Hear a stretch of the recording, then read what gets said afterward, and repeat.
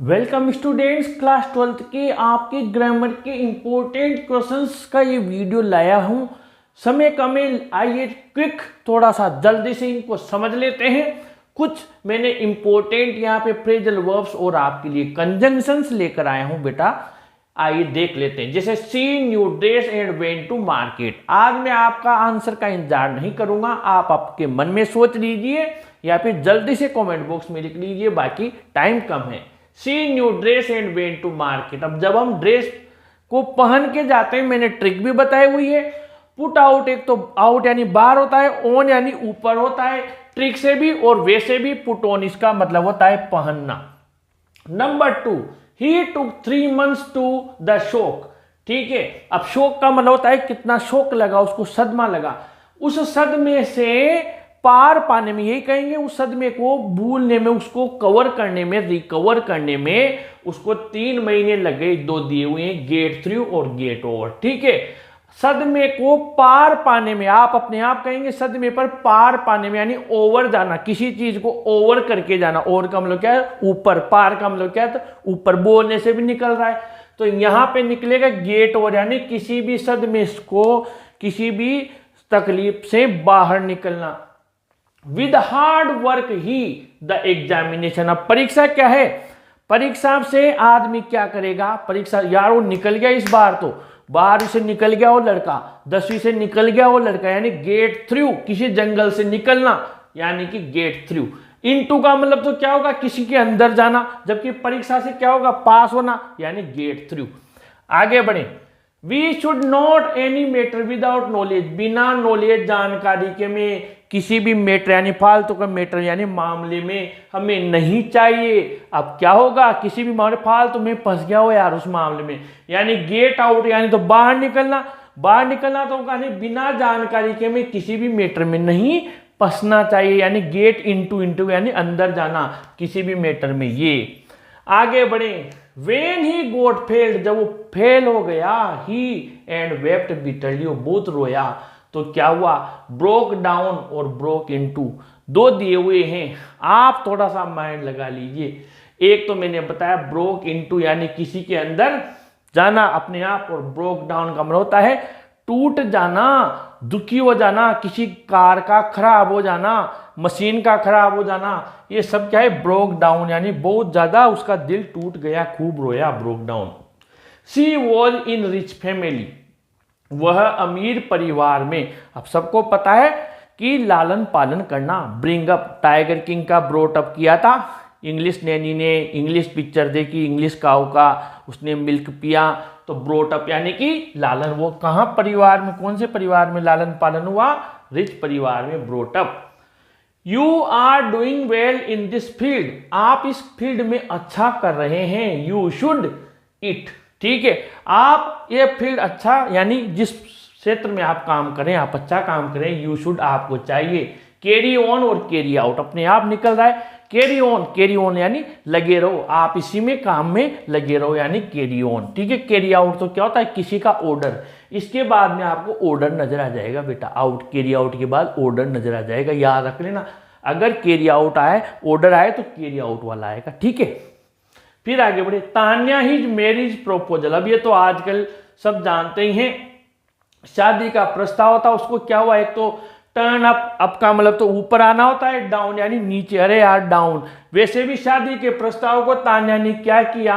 Turn down, ठुकरा देना, किसी रिक्वेस्ट को ठुकरा देना, प्रपोजल को ठुकरा देना, उसका शादी का प्रस्ताव टर्न डाउन, मना कर दिया, ठुकरा दिया, रिक्वेस्ट का ठुकरा देना, टर्न डाउन। अब when I was starting for market, जब मैं मार्केट के लिए जा रहा था, सम गेस्ट, कुछ मेहमान एट होम आए।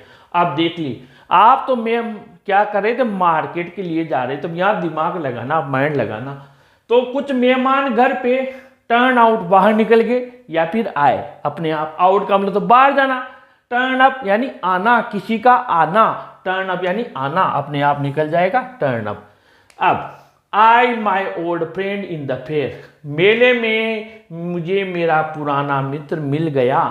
अब कम बाय का मतलब तो क्या होता है? किसी के आप पास, कम बाय, बाय यानी पास होता है, और अक्रॉस, मेले में क्या करोगे, अक्रॉस, वो इधर से आ रहा था आप इधर से जा रहे थे, मीनिंग याद नहीं है तब भी आ जाएगा, कम अक्रॉस, अचानक मेरा मित्र, क्योंकि यार हम वहां क्रॉस हुए मेले में, ठीक है, कम अक्रॉस, तो मुझे पुराना मित्र मिल गया। अब कंजंक्शन में आ जाइए, Ravi Neelam work in this factory, and और दो दिया हुआ है। अब यहां पर टेंस भी दिमाग में रखना है, यानी इस वर्ब को भी देखना है आपको। अब रवि और नीलम, अगर और लगाते हैं या रवि या नीलम होता, नीलम के बाद क्या था, एक वचन ने वर्क्स आता, नीलम क्या है सिंगुलर है तो वर्क्स आता, दोनों को मिलाकर ये वर्ब दी हुई है रवि एंड नीलम, तभी तो वर्क है यानी फर्स्ट फॉर्म है। अगर और लगाते हैं तो नीलम के हिसाब से वर्ब आती, इसलिए यहाँ क्या आएगा, एंड आएगा। आगे बढ़े, I blank space Jyoti am going to school to Kota, मैं ज्योति कोटा जा रहे हैं। अब यहां पर देखिए क्या दिया हुआ है, एम, सहायक क्रिया क्या दी हुई है, एम, ज्योति के बाद में तो क्या आता, आई और ज्योति को मिलाते एंड से जोड़ते, तो यहाँ क्या आता, आई एंड ज्योति मिलाते तो क्या था बेटा, आ रहा था, इसलिए एज वेल एज आएगा, क्योंकि एज वेल एज के साथ पहले वाले कर्ता के अनुसार सहायक क्रिया आती, इसलिए आई एज वेल एज, इसीलिए ये एम आया, यानी as well as.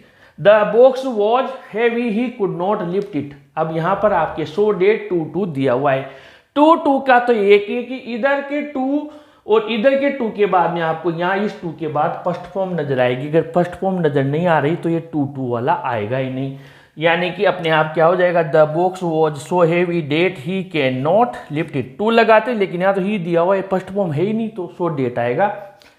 Speech is silver silence is gold, ये आपकी एक कहावत की तरह दे दिया, स्पीच बोलना चांदी है और बट और एंड दो दे दिए, लेकिन चुप रहना सोना है, अपने आप निकल रहा है, बोलना चांदी है लेकिन चुप रहना सोना है, इसलिए यहां आएगा बट। आगे बढ़े, I like the company of a person, the person thinking is positive, whose का यूज करना है। अब आपको पता है हुज का यूज हम कहाँ करते हैं, किसी भी व्यक्ति के साथ या किसी भी वस्तु के साथ हमारा संबंध या अधिकार होता है, हिज हर देर को हटाकर। अब यहाँ हिज हर देर तो दिया हुआ नहीं है, यहाँ क्या दिया हुआ है, द पर्सन, यानी ये भी काके की वाला ही है, ठीक है। आई like the company of a person, ठीक है, अब यहाँ कर्ता कौन है, अ पर्सन, यानी ये हुज किसके लिए आएगा, इसके लिए आएगा। अब अ पर्सन यही दिया हुआ है तो ये हुज यही कनेक्ट हो जाएगा, यानी द पर्सन्स, उस व्यक्ति की, हमें तो काके की वाला हटाना, यानी इस द पर्सन्स को हटाकर इस जगह पर आप क्या लिख देंगे, हुज लिख देंगे, ठीक है। अब ये यही कनेक्ट हो जाएगा, I like the company of a person whose thinking is positive, यही कनेक्ट हो गया।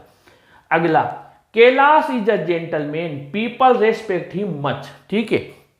अब यहां पर देखिए हुम कब लगाते हैं, जैसे हिज हर देर हटाते, देर को हटाकर लगाते हैं, जैसे हुम कब लगाते हैं, हिम, ठीक है, हर और इट को हटाकर, ठीक है, और देम को हटाकर, तो यहां पर कैलाश इज अ जेंटलमैन है, यानी ये हिम हटेगा, हिम की जगह क्या आ जाएगा, हुम आ जाएगा।